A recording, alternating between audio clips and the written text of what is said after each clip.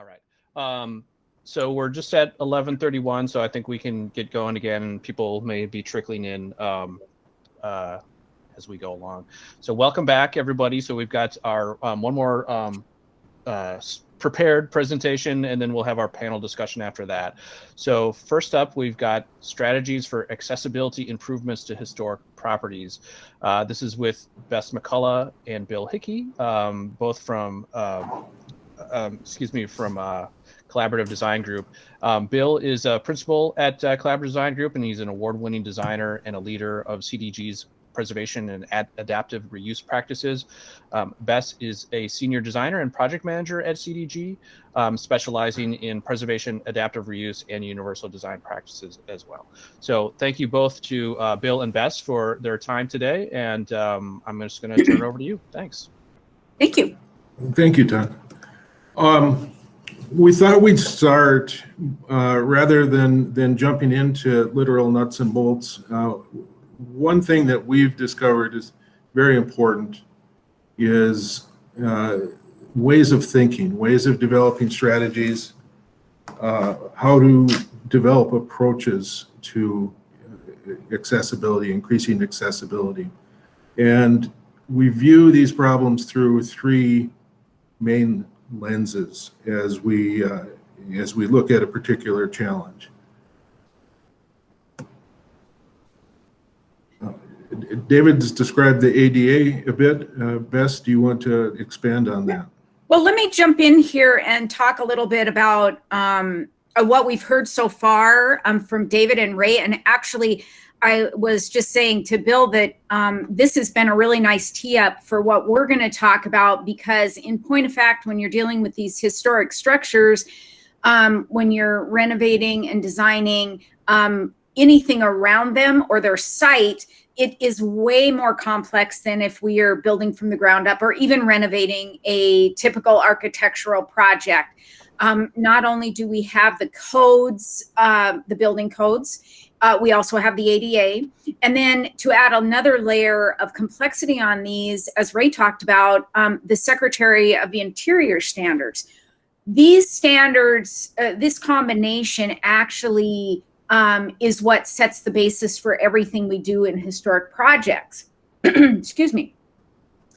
So one of the things that we also have, and what we have found in our practice, is that we have the ADA and we have the Secretary standards, but we also having started including universal design for historic projects. And this has allowed us to get a much more in-depth, inclusive, as Ray was talking about, look at how we approach design in a historic building. Oh, excuse me, I have got something stuck in my throat.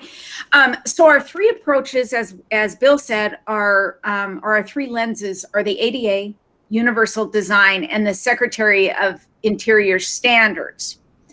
And so as we're looking at those, the first one that we really want to touch on is the ADA standards. And we have very loosely laid out sort of the general impression for the ADA, and actually all three of these. Bill, the slides are not advancing, just to let you know. Oh dear. Are you well, on? Technical problem. What one are you seeing right now? I'm still seeing the first slide. Oh boy. Well, let's try this. I'm going to stop sharing. And start again.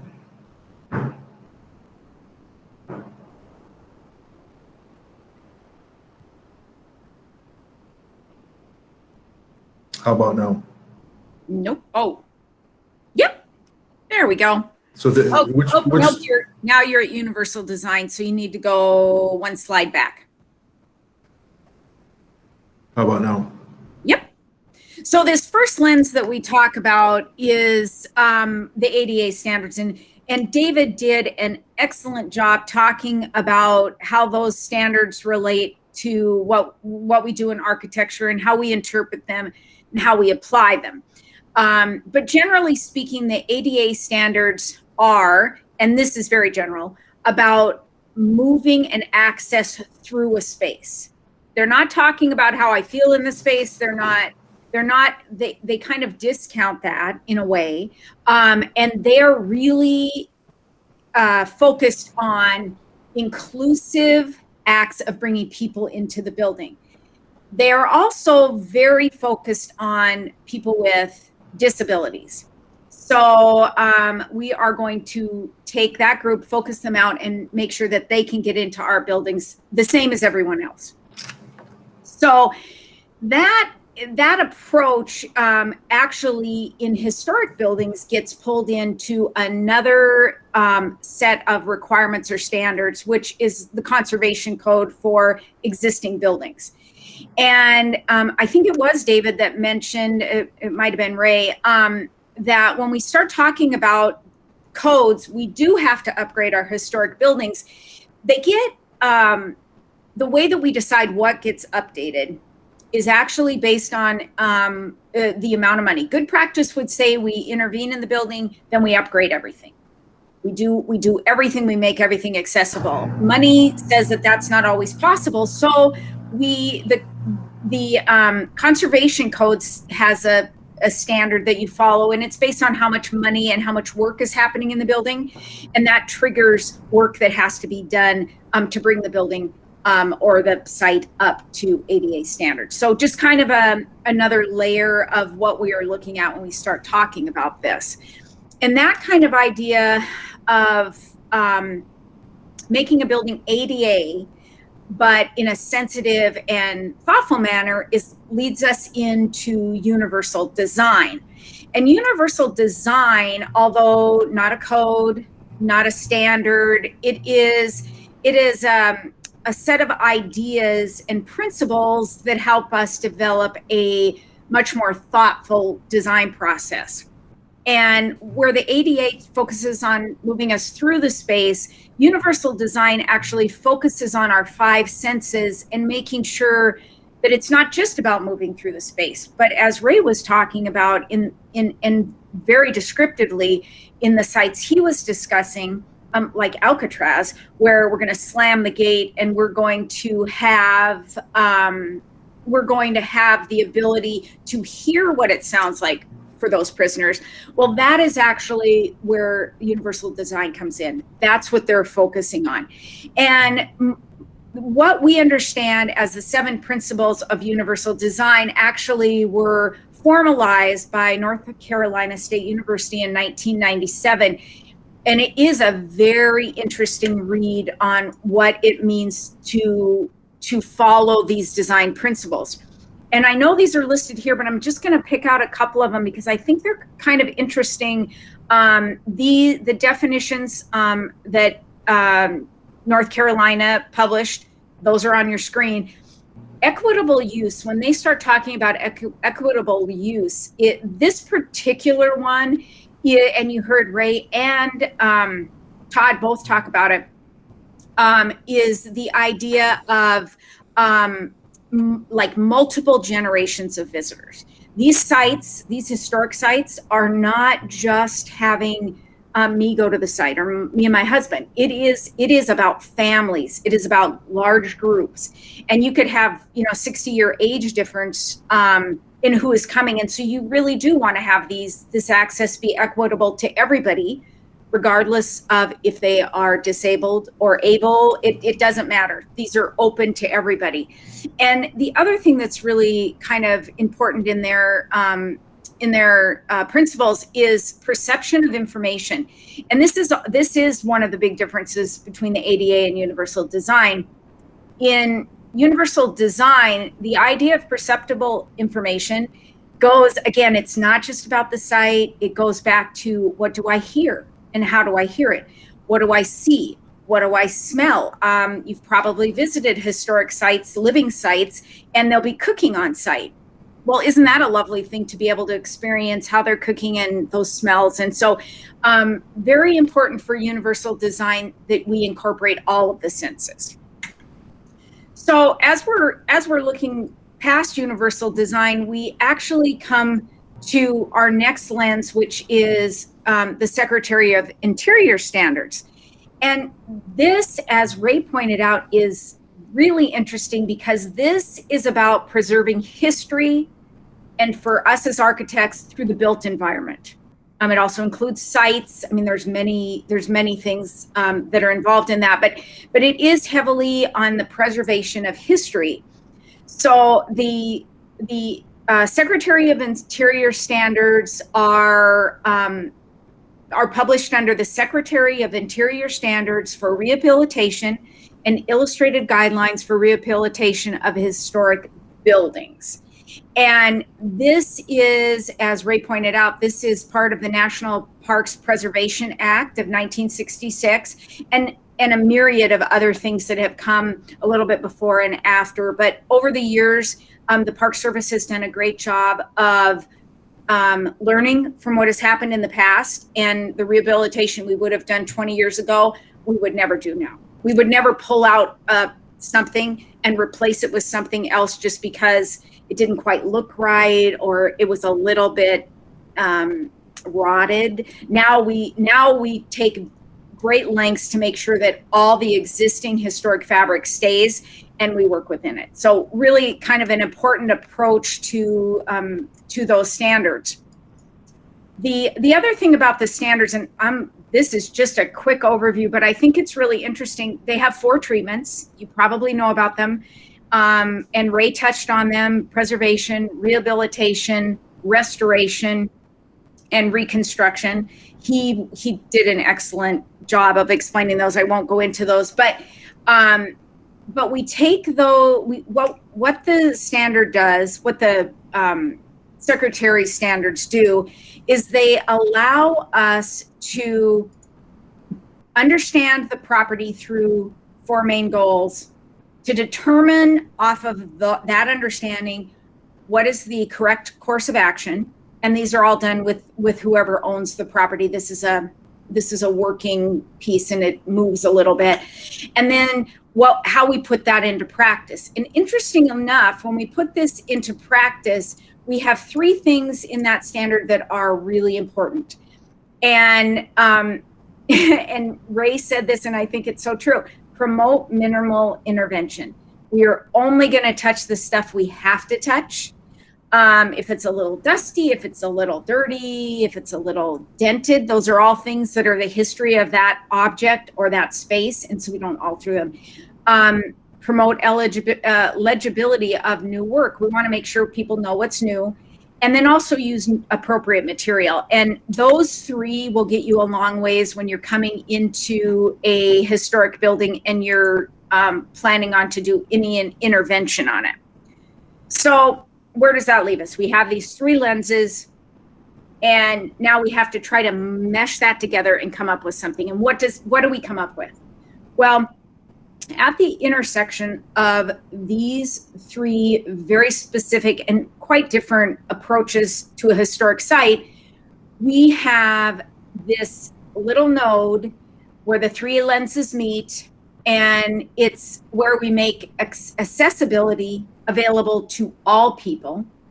And Bill actually coined visitability, the ability for anyone to visit the site. And that is really what this is all about, is getting those 3 things to get us into one, all into one group coming into a building.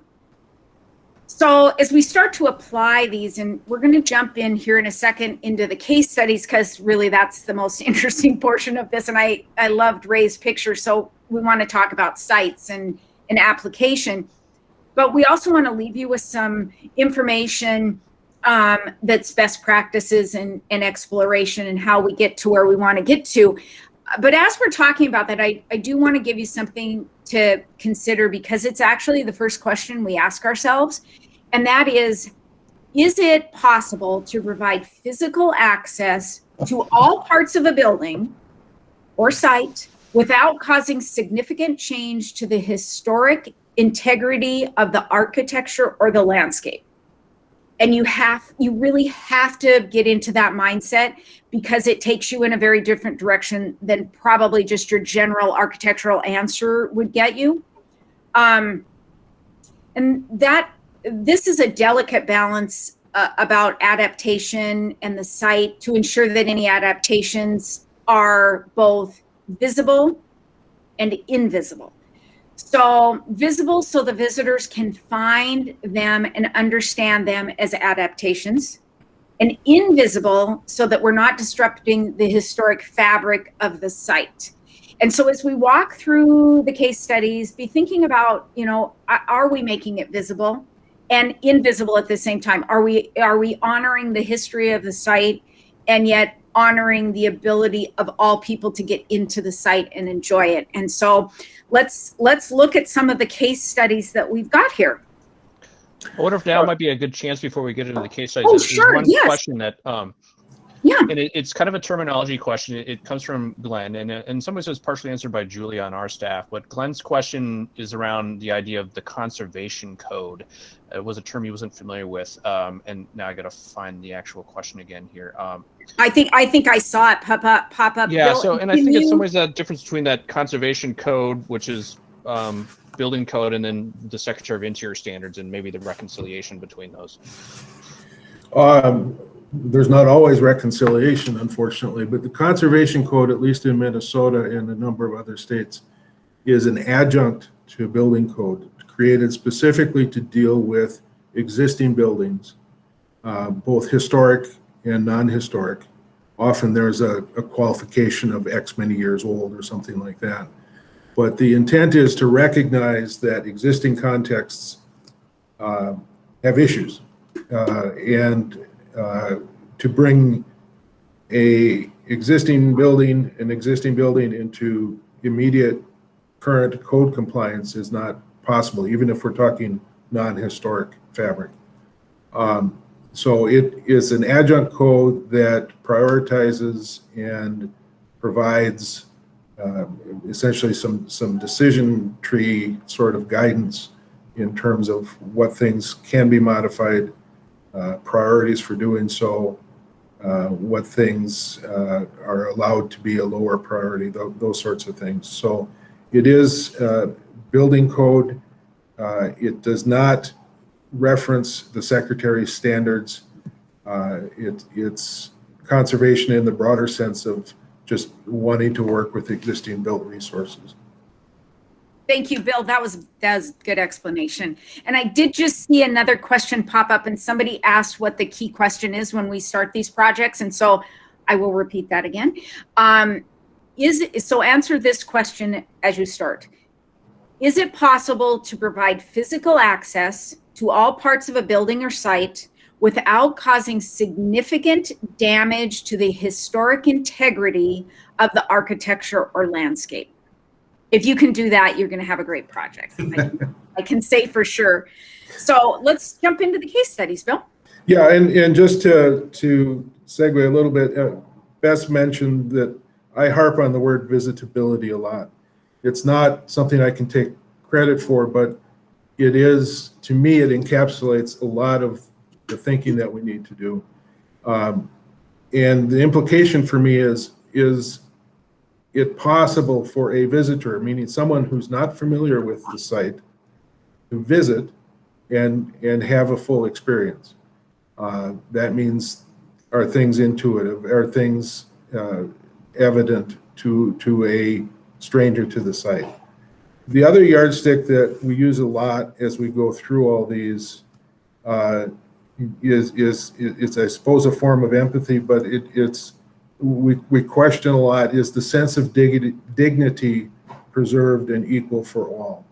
If I'm visiting with my family and I need to go down an alley and around the back and pop in through a lift and end up in a different part of the site, that's not a dignified experience.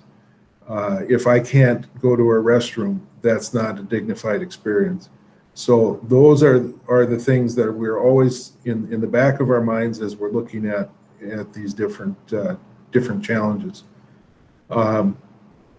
So for the case studies, we've picked some just examples of ways we approached different situations. And as you can imagine, as you all know, every historic site is different. And of course, there's not a nice, clean, here's an appliance you can use, here's a gadget you can use that works everywhere and does everything. So many or most of these focus on physical access, but they provide that access also to the sensory experience that Bess talked about. So just walking through, one of the recent projects we've done is the Elysian School, now the LeSueur County Historical Society Museum. Classic small town schoolhouse. What is important about this is you look at the building, and you see those steps up to the front door, and you think, well, you know, there's the problem. But if you look in the foreground as the sidewalk comes toward you here in the view, there's a rail. So there's another set of stairs that's just clipped out of this image down to the street level. And one of the observations we would make is the visit to the site begins with the moment you put your car in park. It's not just those last set of steps to the front door. It's from the place of parking, from the obvious arrival point, then yes, through the site and to the front door. This particular site, it's like I say, it's classic schoolhouse on a hill, and it's a heck of a hill. The site drops perhaps 40 feet to the west or to the left in this view, the aerial, and that bank at the street is about 4 feet of just turf before you get to the level of the main sidewalk, never mind to the building. So for anyone with mobility issues, it's a challenge as it sits right now. Bess, do you want to walk through? Yeah, I'll jump in. Hey, Bill, I'm gonna mess you up. Go to the bottom of the Elysian slides, will you, and click the second to the last one or the second to last one, the other one back. One back. Yep. So as we started to look at this, and Bill talking about assessing the site, when you approach this building, it seems like, oh, this is a no-brainer. We'll just add a ramp and it'll go up to the front stair and everything will be fine. But as Bill mentioned, how do you get from parking up? And then once you get to that front opening, it is a very interesting curved stair. And so anything you do to it is really disrupting the historic fabric. So actually, as happens with a lot of these cases and a lot of this work, the first most obvious thing that you look at and you go, there's a solution, we're going to be able to just stick a ramp in there and life's going to be good, is absolutely the wrong solution. And by wrong, I shouldn't say wrong, maybe not as appropriate. Because as you'll notice on these slides, when you're looking at how much ramp you have, you're actually covering the front of the building with ramp. And then in this particular study that we did, that ramp doesn't even get you inside the building. That only gets you up to 4 feet to the main sidewalk. And then you have to traverse all the way around the building to another ramp, which is a good 46 feet long. And that gets you into the building. So when you start these projects and you are looking at, well, what should we do? Actually, what we talk about is document your thinking and do a bunch of exploration, because you're probably not going to land on the solution at your first try. No, Bill, would you go back to the top slide, please, the actual one we used? And it is really important, as Beth says, to document everything, because as we all know, unfortunately, funding for projects like this it doesn't always proceed on the timeline we'd like. You may be not there, none of the people involved in making the decision may be there, but with the record of options considered and why things were selected, it makes it much more easy to keep a solution up to date and validated and proceed directly into funding without having to wonder why things are the way they are. And as it turned out, I just will comment, because this actually, when you look at this particular plan, which was the preferred plan from MNHS, Minnesota Historical Society, and the owner who was working with the programming inside the building. And I just saw a question pop up, so I'm going to say this is in Le Sueur, Minnesota. Le Sueur County. Excuse me, Le Sueur County. Yep. So this option looks like it has a lot of ramp, but the nice thing about it is all very gradual. So it actually, most of it would be taken up with being able to raise the ground to a sidewalk. So you're not actually building a ramp on top of anything, and which helps because there's other historic buildings on the site. And the other thing about this option that is very interesting, it is a lift and stair in the back, and the owner would have the option to build that out with a lift to only go to the first floor if that's how they were going to program. So this is that program question. How is the owner programming their building?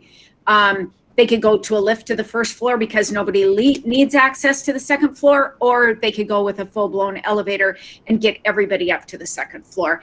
It also is going through a window, and the windows in this building are, you would be taking out about 12 inches or so, maybe a little bit more than that, of the bottom of the window. So it is reversible. Again, a good thing for the historic projects. Another thing to note is, this is the preferred option, and the ADA parking is way away. Yet versus the option that we showed first with the ramp coming up the bank in the lawn, the actual linear distance traveled is shorter in this case than all the zigzag ramp in the foreground sort of problem. So sometimes the solutions are not obvious. Human nature is we want to take a direct route. That's not always best. This strategy in particular allowed not only to access the main building, but it provided additional access to the genealogy center, which is one of their adjunct facilities on site, and it made the whole site more accessible. Why don't I skip up a little bit? Yeah, I think we're good for those. I just wanted to show them as a way of, we probably had another 5 or 6 explorations that we presented to the owner, and those were the only ones that ended up in the report to MHS. Anger Park is in Duluth. If you're familiar with Duluth, it's on the shore of Lake Superior, and it has several hills within the city, crests. As you can see, granite knobs, wonderful views. And Anger Park is a city park that takes the highest of them, and has a wonderful complex. There's an arboretum. There's new construction such as this gazebo. In the background there, you see the historic observation tower. One of the things that we were able to bring to the project here as we were working through a number of facility initiatives, improving restrooms, all those things, but the marquee site, the identity piece of Anger Park is that observation tower. There's no way, as you can see, an elevator tower next to it would be more or less the size of the tower itself, and that's not going to be feasible. Moreover, when you pull into the parking lot, it's up quite a steep bank to get to the tower itself, the main draw. And there's a bare granite face in between you and the parking lot. It's really tempting to say, well, we need to put an inclined lift on that granite face and get people up there, zoom and up. But this is an example of both sort of stepping back, taking a deep breath and realizing, well, why are folks here? What is the attraction? And also, what's an appropriate technology to solve these issues? And in this case, the appropriate technology is as low as possible. I mentioned the arboretum aspect to it. Another issue they have is many of the arboretum areas heavily planted but not accessible, of course, because they're not on level ground. They're up in treat areas, all kinds of things. So what we looked at doing was the light gray path that you see coming from the shade garden area up to the tower, quite steep and not accessible. But if we looked at just adding some zigzag loops through the alpine garden, that could get people up an accessible path, arriving to the same point of the tower as folks making the climb. It had the added benefit of leveraging that alpine garden. So now folks who previously couldn't experience the garden are doing that in the course of an accessible route to the tower. So one of the things we try very hard is to not think of these accessibility improvements as necessary evils, but leveraging them for added benefit. Here's not only, yes, a path to the tower, but it lets me experience something I couldn't elsewise. Once we're up on top of the hill, the tower itself has a bit of a podium, and then there's a sort of a swale around it. So we did propose, and eventually there will be a low bridge, really just a level crossing from the adjacent high point of ground over to the podium of the tower. And that will bring everyone to the base of the tower. The view is the attraction here, of course, and folks, everyone will be able to climb the tower, but with access to that base, the only thing that needed to be done to really provide everyone with spectacular views was to trim some trees. It wasn't a building solution at all. It was just a maintenance and landscape solution of trimming some trees that had grown up in the meantime, non-historic trees.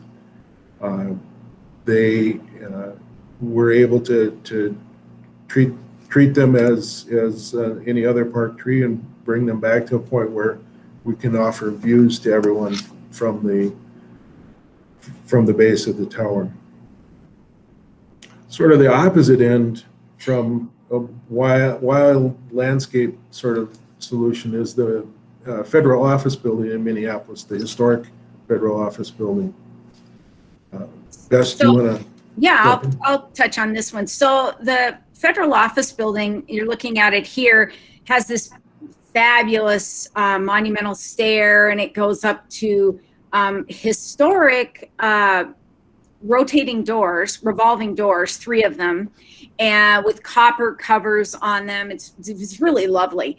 But as you can see, the railings had been, there wasn't a railing at first, and now the railings were pipe railings, and they're really, the task was to get people into the building. And the reason why is one of the largest passport offices in the state, if not the largest, is actually in this building.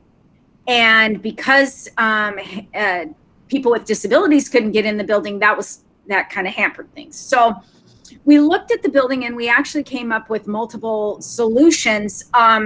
In the height on this stair is such that if we had done a ramp, we would have had to have a switchback on the ramp, or it would have exceeded the length of the building. And so we would have ended up covering up the base of one whole side of this building. And the beauty in this building, obviously, is its symmetry. So we looked for other solutions, and we wanted to come into the building, hopefully in an existing opening, because at the base of this building, the walls are 3.5 feet thick. And that granite that you see is actually solid pieces. So there was going to be nothing easy about getting into this building. And what we actually hit on is this window right here. You can see the ground slopes up to the window. Actually, this picture is a little deceiving because the slope is such from the sidewalk to that opening that you can actually put a door in there, which is what we did. We left the lintel in place, again, preserving, so the building didn't fall down, which is an important thing, but also preserving the historic fabric. And then we just cut out the bottom underneath the window, which gave us our door opening. Well, so what we've done here, and which is kind of an interesting approach, is to, instead of trying to make that elevation change in one step, a ramp that gets us there. What we have done is we've actually divided this up. So we have an interior and an exterior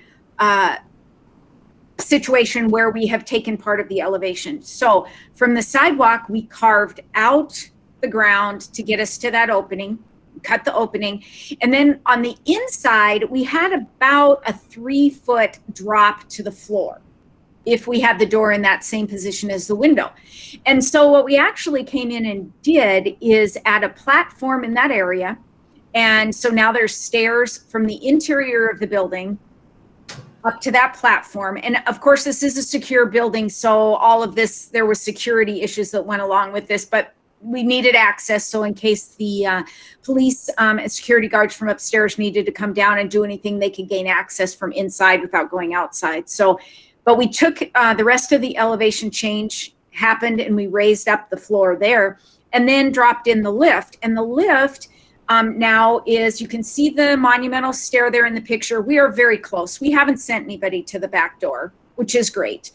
And then the other thing is, if I do need to ride the lift and I am with someone and they are required, they need to take the stairs, we land at almost exactly the same spot upstairs. So we land just right outside of security in a really lovely little glassed in area. And it actually, it's a relatively simple solution, but it also is reversible, and it does not cause any, it's not calling attention to itself in a way that would be disruptive to that historic fabric. We've kind of kept in the same language, although it is, in point of fact, it's obvious this is poured concrete. We didn't even try to do any of the granite. That was purposeful. And we kept the lovely plantings in the curves, but it's definitely new. And that was, this actually turned out to be a really lovely solution, and honestly an easy solution to the problem of getting into this federal building. A lot of this comes back to just careful observation and noticing that the floor level of that upper level was not necessarily as high as it looked, and that the slope of the ground was more than it looked, and that between the two we were able to fit things in. Fort Snelling. Fort Snelling's an interesting place. If you're not aware, it's essentially Minnesota's marquee settlement fort site at the confluence of the Minnesota and Mississippi rivers. It was important to the site was important to Native people. It was obviously taken over in the settlement period, colonial period. This site has been in government ownership continuously through that entire time, to the point where at one point it was old and worn down and they ran a highway through it, if you can imagine. So it's in a unique circumstance in that some of the buildings are intact and historic, some are reconstructions, and even those historic buildings that survived were heavily altered over the years. We were at a doing a project to reconstruct the porches, this long portico or porch that you see, and this is on the officers' barracks.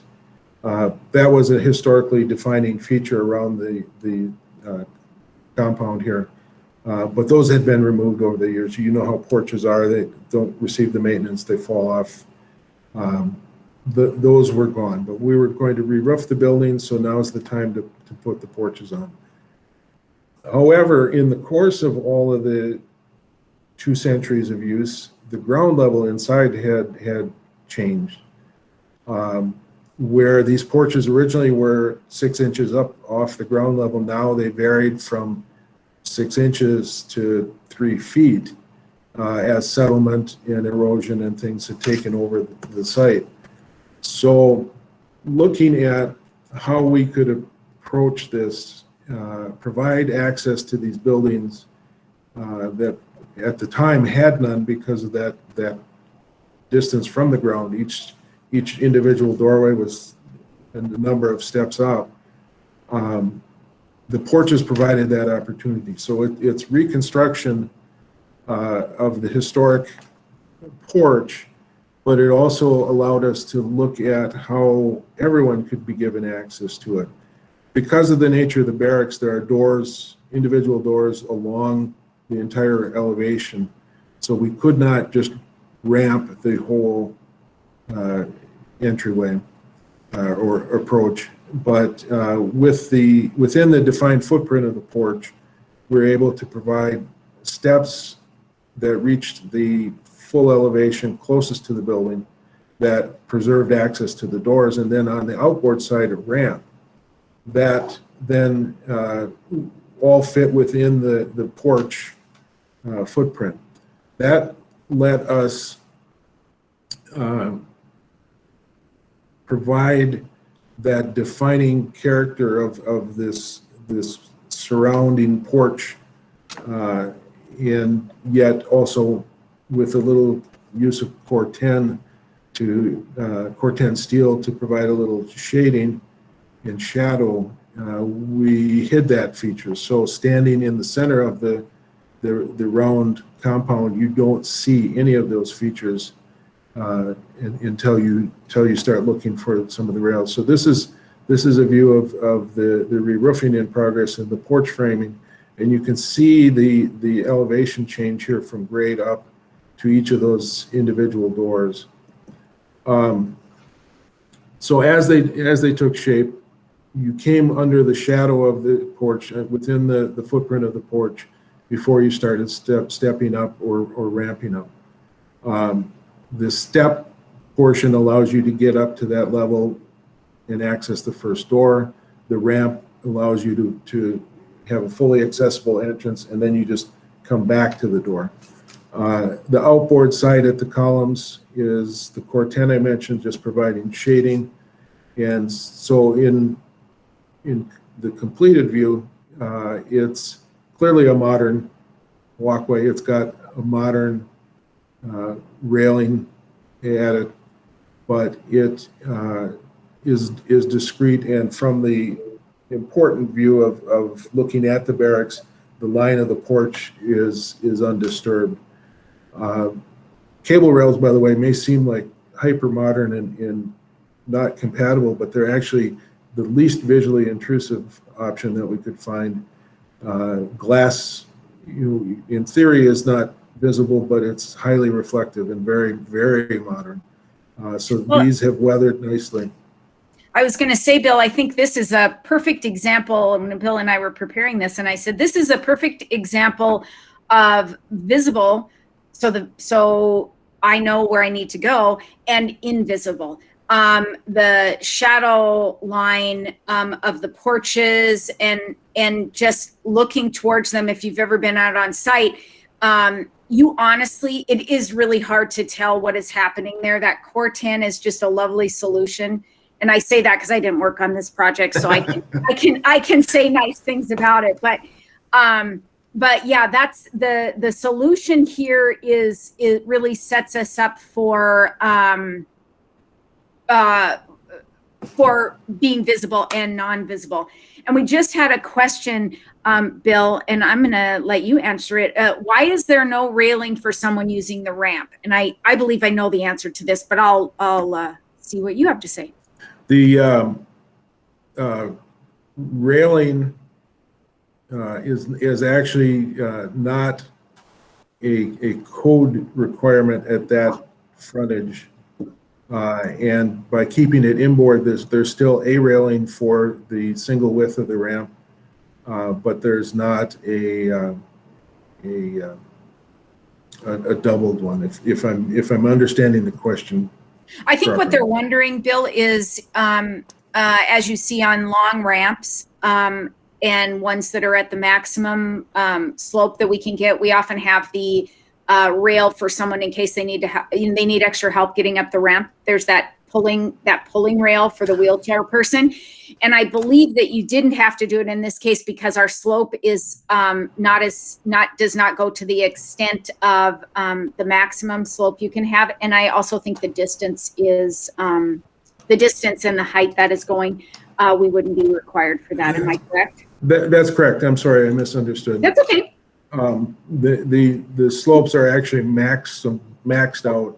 Oh, are they? Okay. As far as we could, or as least that we could make them, and still bring people to the right doors. Okay. In existing buildings, Landmark Center is a grand example of a building that's been adaptively reused and highly preserved. Yes. We had one question and it related to the last project, and so because I thought, well, what the heck? Let's just ask. Good. The question is, what is the cost difference between an exterior wheelchair lift versus a ramp at Fort Snelling, where we're getting that double back, or we're doing ramps on both sides? I'm assuming you might want to say why we would not choose a lift and choose a ramp, and yeah, the cost. Sure.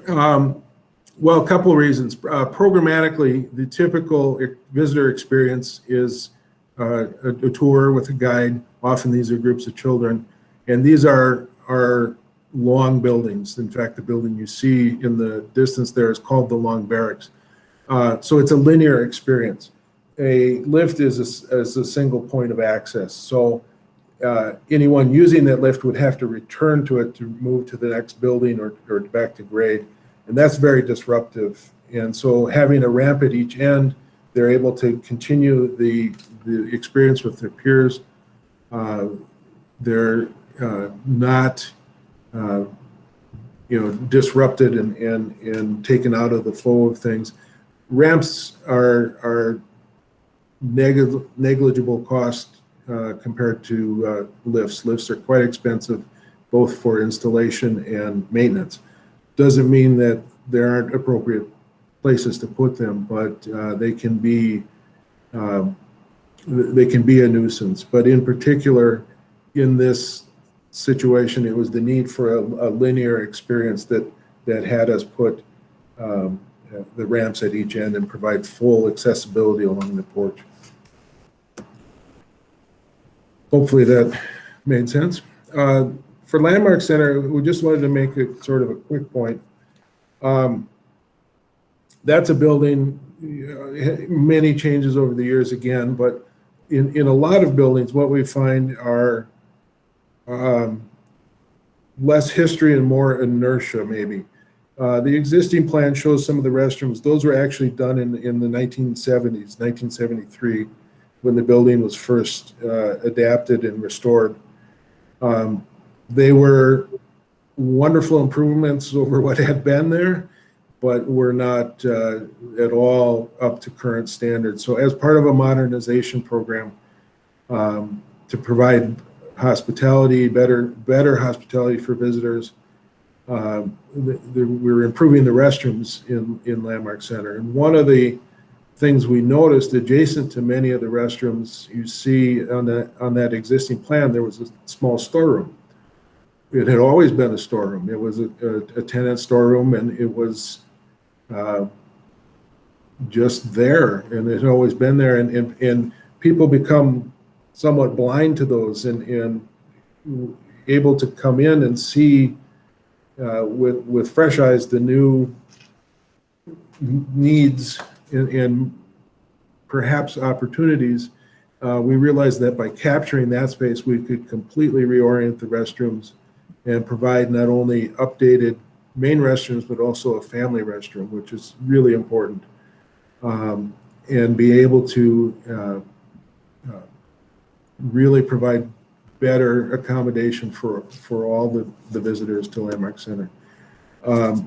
In this case, back to the questions of legibility and things being of their era, we use similar materials, marbles and tiles, but use them in modern ways. So it's a comfortable fit in the building, but it is clearly a modern restroom as folks come in. And again, we had the advantage of replacing a 1973 restroom rather than a truly historic one, which made that easier. But we think this is actually more compatible with the building than what had been put in 73.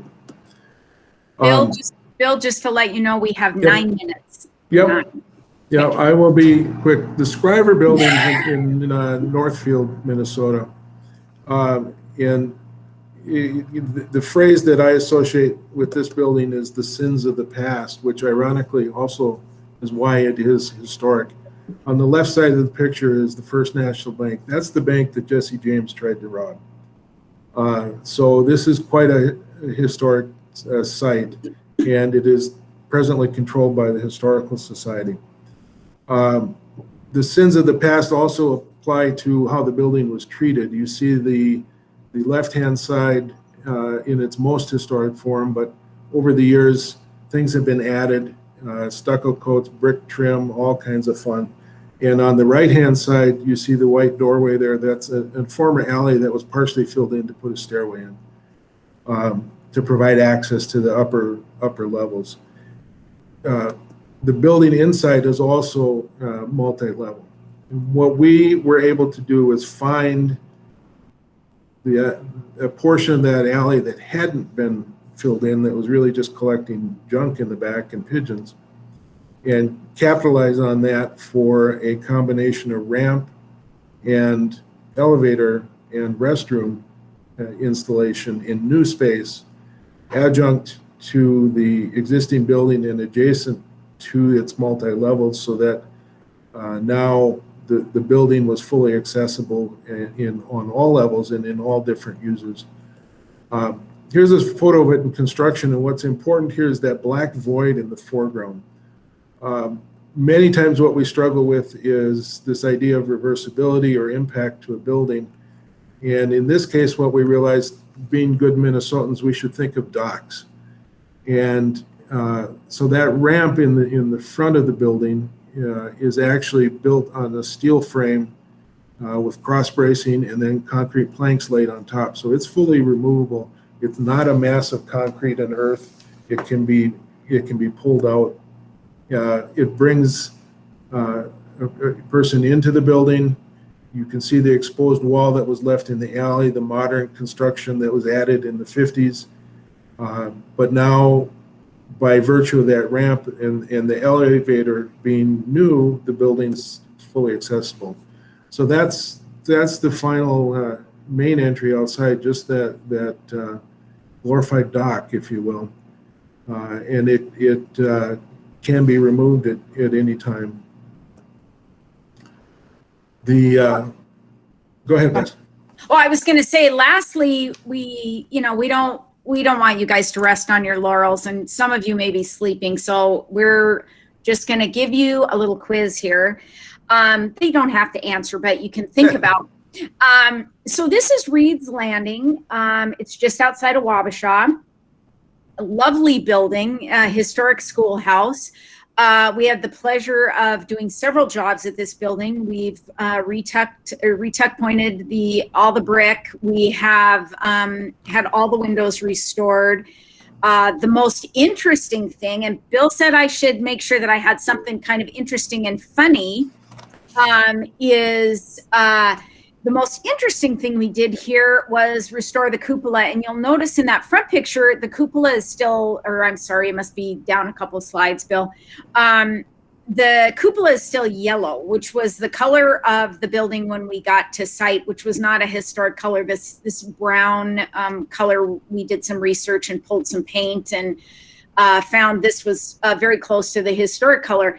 The cupola had not been restored, and so when we started doing the restoration, it was going to be part of our restoration until we found that a very, very large colony of bats had taken roost in the cupola, in the witch's hat portion of the cupola.